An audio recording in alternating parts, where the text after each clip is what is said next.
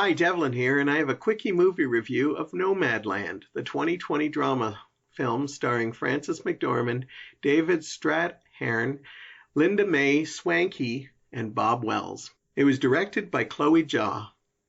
I don't always get to see the year's Oscar nominees, but I try to see as many as I can. Sadly, this year I have barely heard of any, and with theaters being closed and having to have a variety of different streaming sites to see them, I didn't think I'd get to see any. But one of the streaming sites I do have just put one of the frontrunners on their channel, and I got to see Nomadland.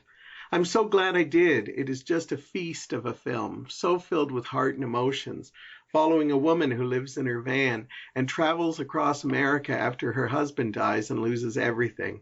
This is based on a novel and deals with a very real culture happening now that is getting a spotlight on it because of this film. The good things about this movie I like, Chloe Zhao wrote, produced, and directed this film, and you can see she put a lot of love into this project. Not only getting to know the source material, but the people who live this life, many who are used in this film with fictionalized versions of themselves, a very brave and daring move that works brilliantly. She also has an amazing eye as a director, taking average and what some may deem dreary locations and finding the beauty in these places.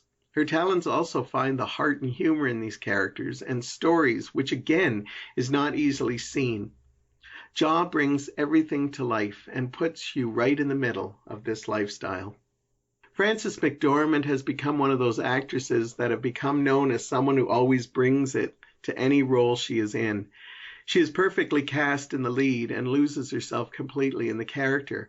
If you didn't recognize McDormand, you would think she was actually a woman in this lifestyle. Again, using few actors in this and filling the cast with actual nomads was genius, and it helps make the subject matter even more genuine. This isn't filmed as a documentary, but it has a reality TV feel to it, like we are following our lead character around. This is not a Hollywood romanticized version of a story. It's gritty and dirty, and it tells a story without obviously telling a story. I like this style. It offers no apologies or any perfect resolutions and leaves it to the viewers to fill in the blanks for themselves, which is brilliant when telling stories about everyday people. The bad things about this movie I didn't like? Not much bad to say at all. Some may find the editing a little choppy and stories come in and out before you are finished with them, but that for me helps make this story because it's very close to what these characters feel and gives you a sense of living this life. For someone who loves character development like myself, it does take away from the film a bit, but I totally get it works with what the director's insight was. It left me wanting more, which is never a really bad thing. I wanted to get to know these people more and hear more stories of people who live this life. I saw a lot of the beauty in this and just wanted to stay in this world longer. I may have to look into actual documentaries and stuff. It left a hunger in me, and that is never truly a bad thing. It is sad that many will watch this film and think it is depressing and slow, but for me I found it to be a real eye-opener and made me more grateful for what I had in my own life.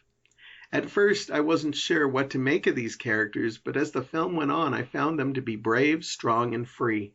I wish I could say this movie should be for everyone, but many won't see the beauty in this film. I'm happy that I did and can't wait to revisit it again. I give this film a 4.5 out of 5 stars. I remind people this is my opinion and belief. You can disagree with me, and please comment if you do or don't in the comment section below. But please be nice about it. We are all movie fans here, and that's what's truly important. So be respectful to all.